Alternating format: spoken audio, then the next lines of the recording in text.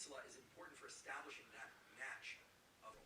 And this might seem like just a mechanistic but non-actionable point, but what you'll see from the next study that I'm going to describe is that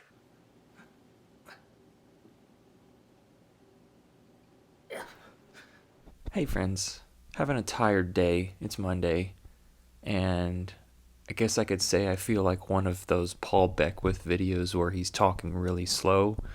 I don't know, maybe the sad's finally caught up with me, but I don't really care. I really don't care how I come across now, given what I'm reading on the internet, the amount of nonsense I come across. Look, people can believe whatever they want to believe, right? And what this does is just encourage me to continue living my life how I see fit, having fun experiences with friends, going on trips, stuffing things in my gob because I have no control or say on the capitalist system we have set in place where 500 corporate leaders are debating how they're going to run it in Davos. I didn't vote for any of that. None of you did either. So there's a lot of deniers. I come across them daily, or just ignorant people, completely out of touch. And in hindsight, it was rather foolish of me to think that other people have the same understanding of this information. I was holding them too high of regard, basically. I had too much expectations for people, and that was the source of my dismay and emotional turbulence, which I've displayed very frequently on this channel. That's all come to a change this year. It's just getting so ridiculous. Before I get into my highlight of this video, again, I'm just sleepy today for no reason.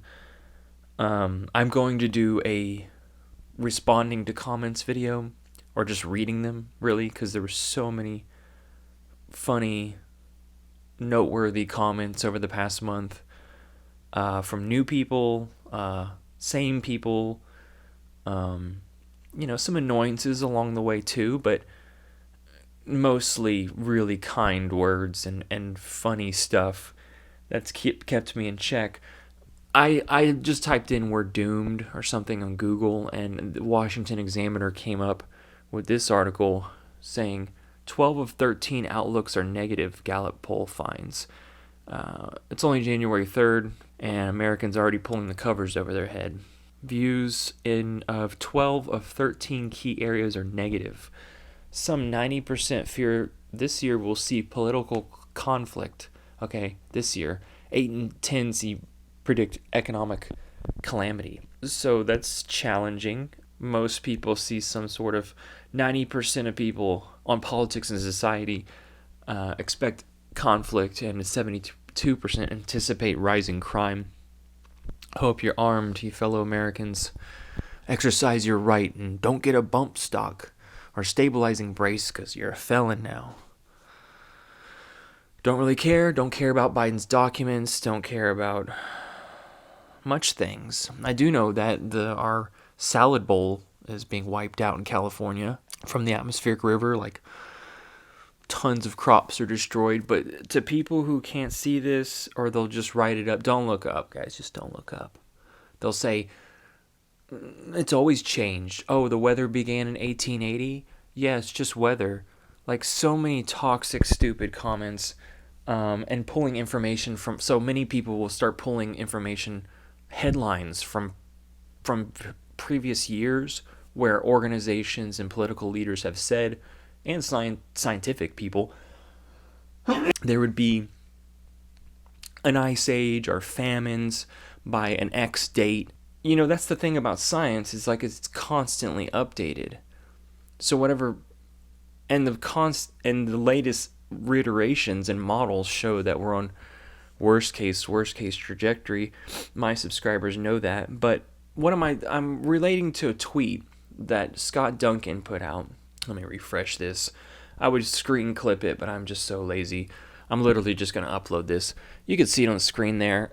He takes data from NASA's GIS-TEMP, GIS-TEMP, designed by Hansen and a bunch of other really smart people. Yeah, it goes to 2022. You see that. Yeah, I don't really need to elaborate. But if you want to, go look at this tweet. This was made yesterday. 958,000 views, 7,000 retweets, just a whole bunch of, activity. And just go through the comments section. Read some of this bullshit that people are writing. Hype. Fear-mongering coward. Take your fear-mongering somewhere else. Get some better statistics. And then they provide this chart of history over the past 9,500 years. From 2004. R.B. Allen, 2004. And it only goes up to 1885. Like, what? People actually use this. There's like this. Okay, look. Let me just step back. I walked into Walmart last night and I looked around me and I'm reminded of how many stupid people occupy the roads, occupy the streets, are driving in trucks all around us, or in the shopping aisles, everywhere. Okay. And then I get in the virtual world, or the Twitterverse, and I'm reading things like, there's so many tweets, guys, to this comment, to just this graphic. Time began in 1880. Polar bear population increased. CO2 is good for the earth. It fertilizes the earth. Just every range of stupid bullshit. What about the 12,000 years before? I've gotten this in person too. Like, how did they determine the temperature back then? Ice core samples. Science, that's how. But they'll come back at you and say, like, science. Like, they're in denial. They're in denial or so much fear that they just resort to stupid tactics. They pull out toothpicks and throw it at you and say, ha, look at that.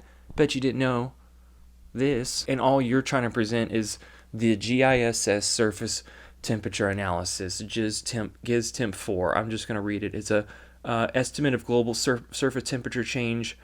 It's updated around every month from NASA. Okay, so you don't trust people who don't trust NASA. It's like, well, then we're like beyond hopeless. If we can't trust our space agency, the one hope we may have had in getting out of Fermi's paradox and expanding to the stars, most people don't even believe in. It was analysis scheme was defined in the late 70s by James Hansen, used a method of estimating global temperatures.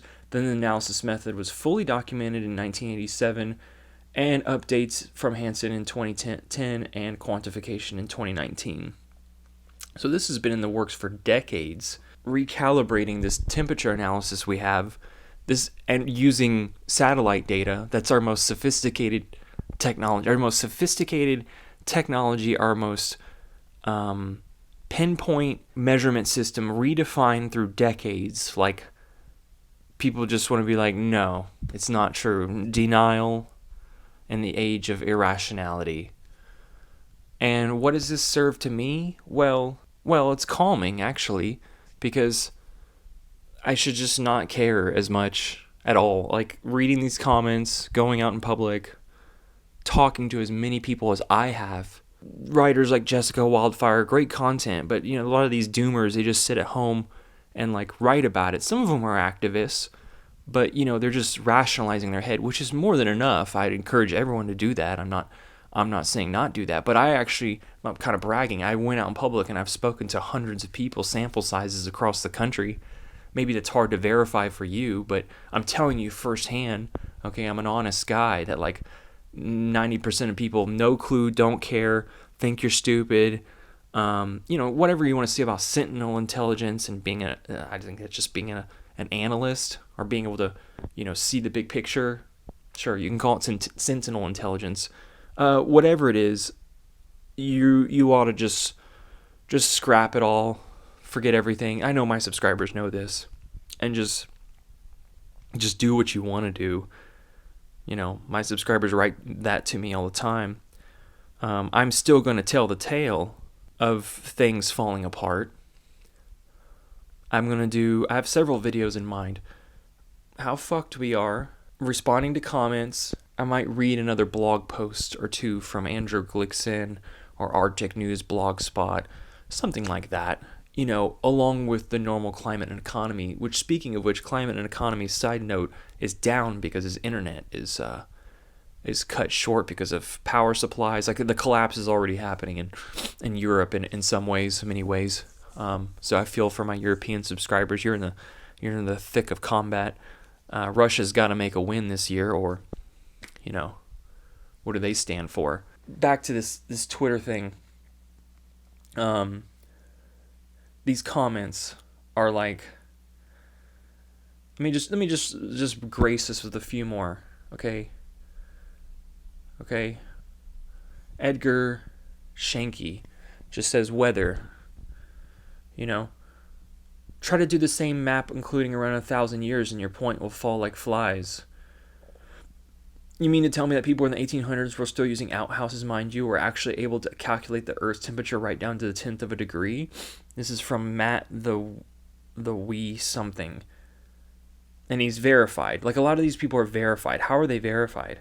And this one, of course it's real. This is the recap thing I'm talking about, where they put every year and they say peak oil in 2000, regional droughts, famine in 2002, just headlines. They're just putting headlines without sources, without data, without who wrote them, but just like fear-mongering, making a point. Oh, here were other fear-mongers, so I'm going to group you right in the category of those people. Like, this is classic Homo sapien, logical fallacy type, thing going on. Human logical fallacy. That's just, they can't get it together. So this is me just feeling exasperated and like, not burn out. Like, I'm excited to produce more content, maybe more sporadically, and